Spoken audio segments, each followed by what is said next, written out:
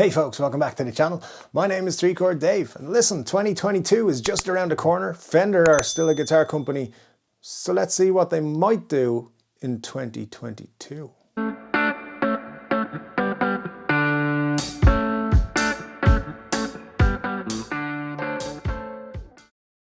Yes folks, we're going to talk about Fender's 2022 possible lineup in just a moment. But first, thanks to all of you beautiful people who turned up for 3-Chord Dave live on Saturday just gone.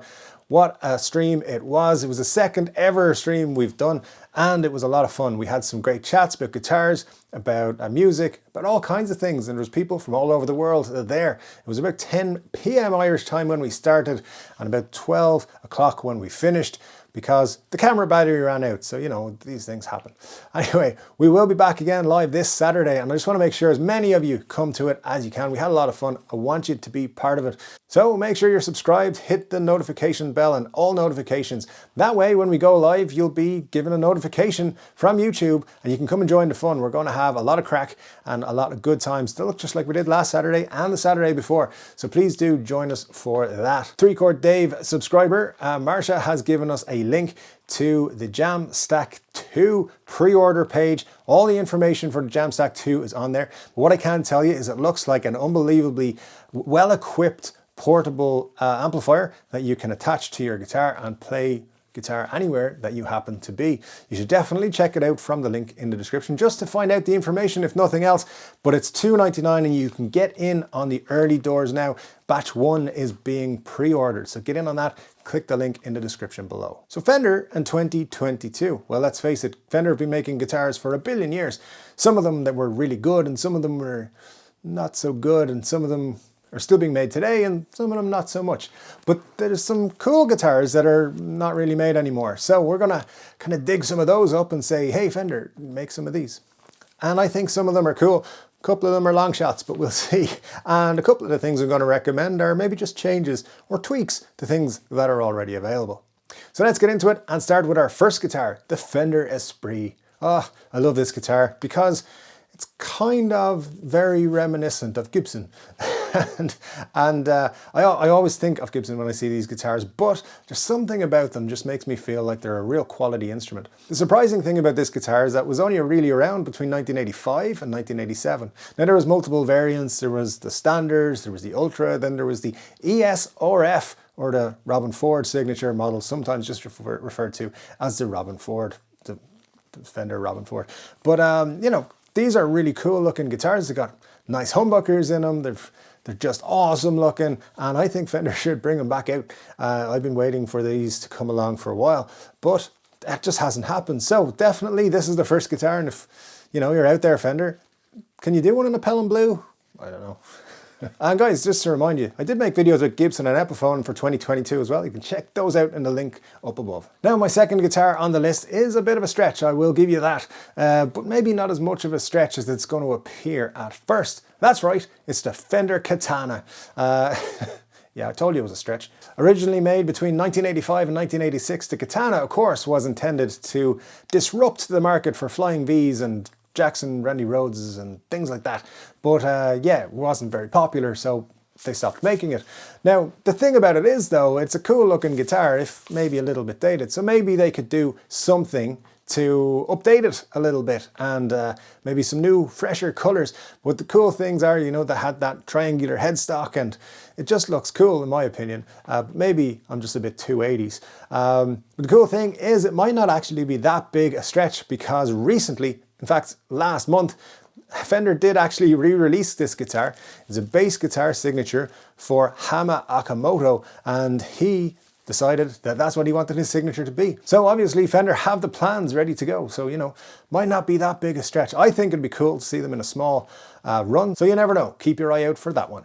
And the third guitar on the list. If the Katana is a stretch, this one is a home run. It's the Fender Coronado. Come on, Fender. And it's kind of unbelievable that the Coronado, or the Coronado 2, is not officially on the Fender lineup right now. And I think they should rectify that in 2022. Yes, it's the Fender version of a semi-hollow guitar, and I think they're really cool. I like them a lot. So of course you could get them in this color. You could also get them in this color. But whatever they do color-wise, I think these are These are just awesome guitars, and I think they could have a real home run on their hands if they were to reissue the Coronado. So there was a reissue. The last one I remember was 2013, but people had some issues with it. They weren't exactly correct specs and stuff like that. So I'd like Fender to reissue the Coronado as it was between 1966 and 1972, which was the first run. And yeah, that's what I want them to do. So I haven't mentioned signature guitars yet for Fender, and I did for Gibson, in fact, almost exclusively. But when it comes to Fender, there's only one signature model that I want them to do, and they already do it. It's the Rory Gallagher Strat. Yes, a replica of his 1961 Strat that's beat the hell and is just all road worn and relic'd and all that sort of stuff. And yeah, they do it already, but they do it in a custom shop model, and it's $1 billion. Or it's just more money than I can spend on a guitar. So with all the advancements in signature models and relicing and all that sort of stuff, Fender, could you please just do one for about like $1,500 or $1,600, a Rory Gallagher signature Strat? I'm sure Rory's brother Donal would be down for doing a deal with you. So please just reach out and do it. Because those of us who are Rory Gallagher fans, who love the man, are going to want to pick that guitar up. Now, if the Chinese replica makers can do it for like $300, you guys can do it for $15 or $16. So please make my Rory Gallagher dreams happen. Now, I know that's crazy, but you know what else is crazy? The Parallel Universe series. Yeah, we got some cool stuff out of that, and I just hope that they will continue that in 2022. Don't know what they would do, but I really do just enjoy those guitars. And of course, they've got the Paranormal series for Squier as well. So the series has run and has been really well received by people all over the world. Now, my favorite guitar to come out of it, obviously, if you've watched the channel at all, you will know, is the Troublemaker Telecaster, specifically this one. But if you really had to do it, I'd take this one. And yeah, look, I think it's time that you guys made these in Mexico. The Made in Mexico Parallel Universe series. The reason being, they're a little bit pricey. And if you made them in Mexico, you could bring them down around $12.99. In line with the Japanese versions of the Troublemaker Tellies, which are great, but the color choices are just not my thing.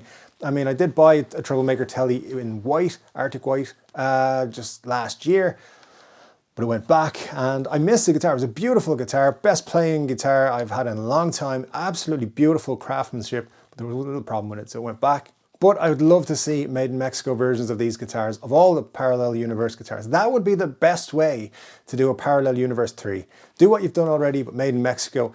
Make them available that way to many more people. And speaking of Made in Mexico, the time has come. You knew if you were watching this video, predictions for 2022 about Fender, I was going to use the following word: Acoustasonic. Yes, it's got to be done. You've got to make Acoustasonics, and you got to make them in Mexico, because you got to bring the price down to $12.99. Now, the price for Acoustasonics is not astronomical. Let's be fair. They can be picked up for about 1,500 euros brand new, and that's pretty good, but it's still too much to make me think I want one.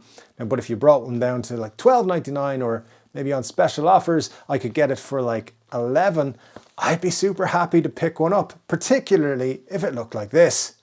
So, you know, Fender, the options are there. Boost your sales. Make that Made in Mexico change for the Acoustasonic and the Parallel Universe, and I will be giving you all my money. Well, whatever's left over after Epiphone do those Les Paul Deluxes I want, and Gibson do the other stuff I want. It's going to be an expensive year if all these things come true, guys, I tell you. But anyway, guys, those are my predictions, our dreams, desires for Fender and 2022. I'd love to know yours. What would you like to? And guys, that is the video for today. Thank you very much for joining me. It has been a pleasure. Please make sure you check out all the links, including Marsha's Jamstack link in the description below. There is also now a Facebook page and a Twitter page for 3 Chord Dave. Check those out. Make sure your notifications are on, and come join us for 3 Chord Dave on Saturday. But I might be back before that. So I'll see you in the next one. Take care.